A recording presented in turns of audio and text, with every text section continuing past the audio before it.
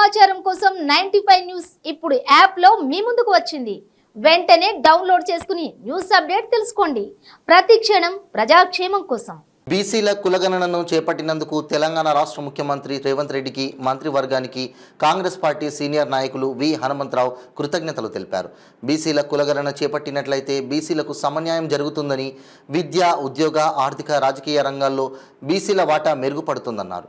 తెలంగాణ రాష్ట్ర ప్రభుత్వం బీసీల కులగణన చేపట్టి ఒక చారిత్రాత్మక నిర్ణయం తీసుకుందని, అందుకు రాష్ట్ర ముఖ్యమంత్రి రేవంత్ రెడ్డికి, మంత్రి పొన్నం ప్రభాకర్కి, మంత్రివర్గానికి కాంగ్రెస్ పార్టీ సీనియర్ నాయకులు వి హనుమంతరావు కృతజ్ఞతలు తెలియజేసి అంబర్పేటలోని ఆలికేఫ్ చౌరస్తాలో ఉన్న పూలే విగ్రహానికి పూలమాలలు వేసి నివాళులర్పించారు.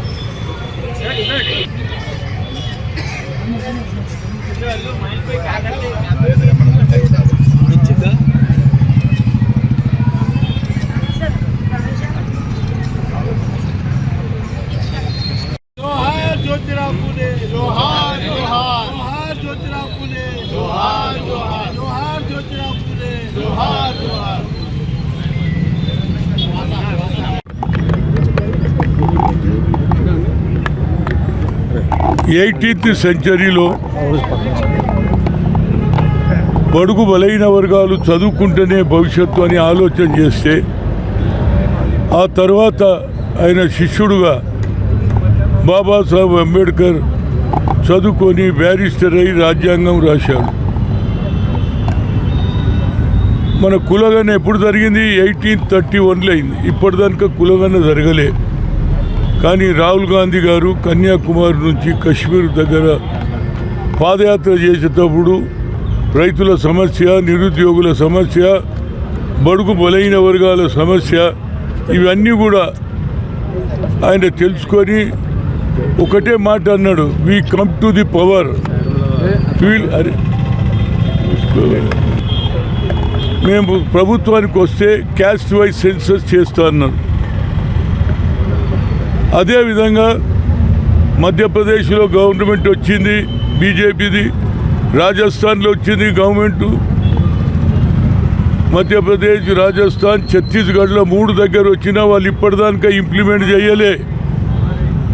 కానీ రేవంత్ రెడ్డి ముఖ్యమంత్రిగా అయిన తర్వాత మొట్టమొదటి కార్యక్రమం మొన్న జరిగినటువంటి అసెంబ్లీలో యునానిమస్ తీర్మానం, బీసీ మినిస్టర్ అయినటువంటి పొన్నం ప్రభాకర్ నాయకత్వంలో మేము తప్పనిసరిగా కులగణ చేస్తాం, దానికి బడ్జెట్ కూడా కులగణ చేయడానికి కూడా రిలీజ్ చేయడం జరిగింది.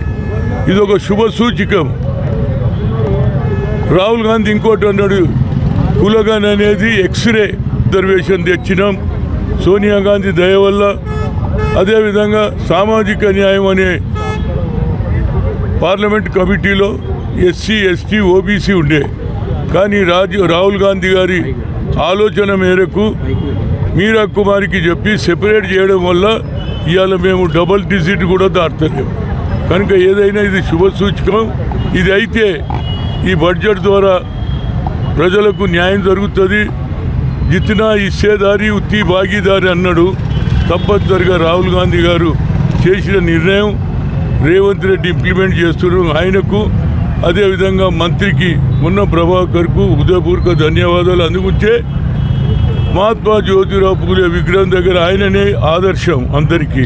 అందుగురించి ఆయన పూలతో సత్కారం చేసి వచ్చే తరం వారు గారు అన్ని జిల్లాలలో ఎక్కడెక్కడైతే మహాత్మా జ్యోతిరావు పూలే ఉందో అక్కడ అన్ని దగ్గర కూడా గులాలు అర్పించి ఆయనకు నివాళులు అర్పించాలని కోరుతూ, వచ్చే తరంలో తప్పనిసరిగా కులగణ జరిగితే మన పర్సెంటేజ్ పెరుగుతుంది, మనం మంచి ఉద్యోగాలు వస్తుంది, అదేవిధంగా రాజకీయంగా కూడా మనకు మెరుగుపడుతుంది అనేది నా ఉద్దేశం. ఏదైనా ఒక మంచి నిర్ణయం తెలంగాణలో జరిగింది.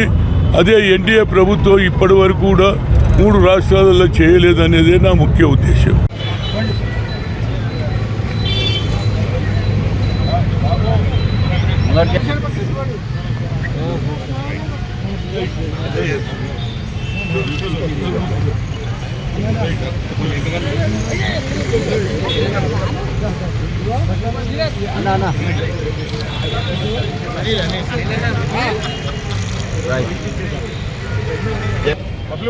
బబ్లు భాయ్ నా మాట క్లోజ్ తీసి వెనుకకు వస్తాను